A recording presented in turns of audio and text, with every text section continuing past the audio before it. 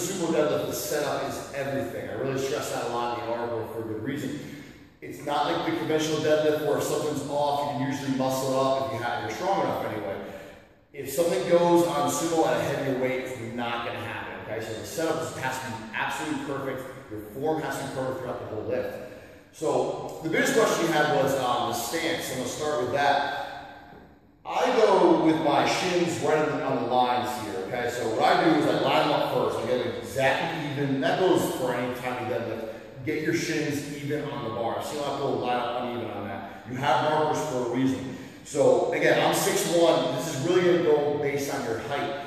So if you're shorter, you're probably going to go a little narrow. If you're taller, you're going to go a little bit wider. But it's something you're going to have to play around with, because I've seen taller lifters be better with a slightly more narrow stance. I've seen shorter lifters go a little bit wider. The examples I used in the article were Ed Cohen, he's 5'6". He uses what's called a modified sumo stance.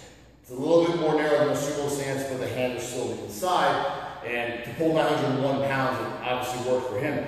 So again, this is what I do. I take my shins and I line them up exactly where I need them to be. So for me, it's right where the line is here, okay? I also have a deadlift bar, so many of you may not. A deadlift bar is 7.5 feet long as opposed to a 7 foot long regular bar. So when you are pulling sumo, that's going to be a big difference. So again, if you have a regular bar pulling sumo, be careful of where you put your toes. So if you do go wider, you're a taller lifter, you don't have a deadlift bar, don't put them too far out to the plates. I have seen people crush their toes on this, so just be careful. Okay? So this is a wider bar. Like I said, I'm gonna line my shins up where these lines are. Again, that's just what works for me. I've had my stance more narrow, I've had it wider. This is just what works best for me after all these years. So you also want the toes out pretty wide. Now, I'm a wide stance squatter mainly. I put my toes out there as well. It makes sense that I'm also stronger in the stance. Now, even conventional, I tell people to put the toes out just a little bit, but sumo, you really want them out. And again, how much is really going to depend on you. So for me, you can see my feet here. They are opened up pretty good. The reason is when I start to pull up the floor, and even as I go down the bar, I'm really going to drive my knees out pretty hard. So you want them going way out. So you also want to keep hips open, knees open, okay? So once we get that stance down, where we want the feet to be. So again, obviously a wider stance, your toes are going to be fanned out quite a bit. So from here, the next question you guys had was, where do my hands go? So they should be directly underneath your shoulder. If you go too wide, you're now going to make the range of motion longer, defeating the whole purpose of this. If you go too narrow, you're going to have the same problem. It's also going to be a little bit uneven as far as your balance goes as gripping the bar. So when I look at someone pulling sumo, you want to see a straight line down, shoulder to hand where you grip that bar. Okay, and again, for me, if you look at my shoulders, I take my middle fingers and I put them right where the grip begins. So it's just right here, middle finger there, and that's how I grip the bar. So for me, I keep my fingers even. One of you had a good question about even if you have your hands even, you still feel off on the bar. And again, I don't have this issue, but if you do have this on sumo deadlifting, take your underhand grip, move it out like a half of an inch. The reason for that is underhand grip on this one, it tends to be out a little bit more. So if you go out a little bit wider, it's going to balance that. Again, that's only if you have that problem. If you have an issue as far as staying balanced in the bar, move that underhand out a tiny, tiny bit, and that'll fix that. So you want to drop straight down to the bar. So what the biggest mistake is I see on sumo deadlifting is people treat it like a conventional deadlift but with a wide stance. So when I come down here, a lot of people will set up with a wide stance, toes are out, this is good, but they'll hinge down to the bar, meaning I'm just going to push my hips back to this. And that ends up looking like almost a stiff like a deadlift, and you go from there, and lockouts be impossible for them. And that's one thing you really want to avoid. So you want to set up a little bit differently here. Now, I don't really want to use the cue squat the weight up, because so it works for some people, it works for some, it works for people on that one, but you do want the hips lower and the chest up a lot higher.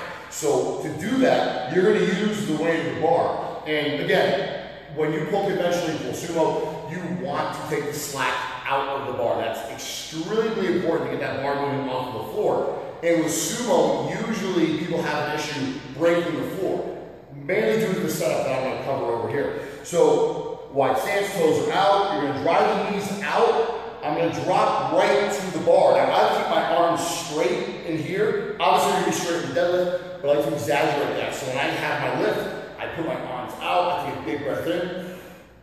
I go right down to a drop straight to the bar here, okay? So my hips are going to stay close. So when I get here and get my grip, I'm going to take the slack out of the bar. By doing so, I'm going to arch my back hard and bring my hips closer to the bar. So I'm here.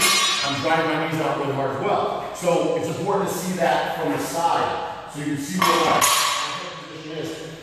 I'm not in a below parallel squat by any means. My hips should be a little bit higher than that. So that's why I say you don't necessarily want to try to squat the bar. Some people will take it to that level if they even have that flexibility, which is usually rare. So as you can see from the side here, you'll see my back position is now. Again, I'm going to have my arms straight. I'm going to drop straight down to the bar. I get my grip. Once I get here, you're going to see how my hips get closer. So I'm going to arch hard, take the slack down the bar. Once I do that, I arch, I bring my hips closer to the bar so you can see that. Closer to the bar, drive my knees out. And come up with it. Once you have your setup down, again, at right arm, out, and everything, arch the lower back, hips come close to the bar. You're going to drive your feet to the floor to stand up. Now, the head position is a little controversial in deadlifting right now. When I pull conventional, I pull with a neutral spine or a pack of the neck, it's called. When you pull sumo, you want your head up. Not necessarily be looking to the ceiling. I look up at an upward angle, so my chin is up, my head's up, because that's where I want to stay. I want to be more upright on this one. So I find that helps people stay in that position. When they try to pack the neck and do this, that's when it turns into more of a conventional sumo pull base, where the hips can then shoot up and the knees lock out too soon, and the lock out's a little tougher on the lower back. So again on this, toes out, knees out, you open the hips up, drop straight to the bar. Big breath at the top. Take the slack out, and arch my back, hips to the bar, head goes up, and go to lockout. So you want to take these as much power off forward as you can here.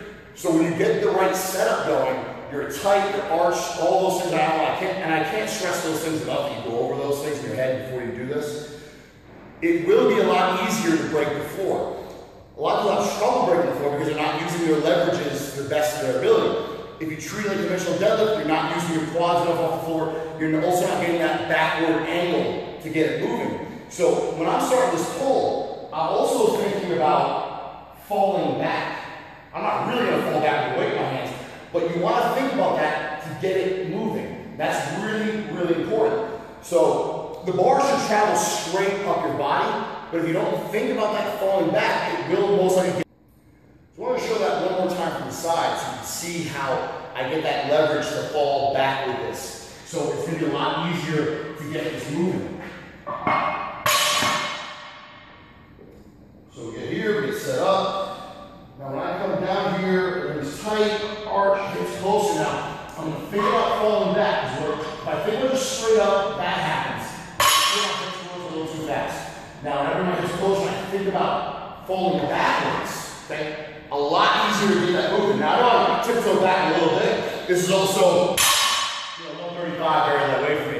When you have heavy enough weight and you try to rip it off the ground quickly and you think about falling backwards, that's not going to happen. But you can see how that leverage will work to my ability to get that bar moving off the ground. The lockout on a sumo deadlift usually isn't an issue. It's most likely the breaking the floor for the reason I just went over. But if it is, one thing I gotta say, I wrote the article too, I'm not wearing them right now, but you do want to wear longer socks, shin guards, whatever, because you do want this bar very close. When you pull conventional, you might start mid-foot, you might start closer. Again, depends. Sumo, because of how that leverage works, that pulling back with this, you want that bar at your shins. Now, if I really were to pull this like I normally do, I would be bleeding right through here because I keep it so close, and I actually had quite a bit of scars from that before I got longer socks. So when you guys pull. If you have a good deadlift bar like this, it has very sharp railing, it's going to rip you up. So just wear longer socks on that. So that's it. If you guys have any questions, drop a comment on the website, on the Facebook page, and let me know how you're doing with it.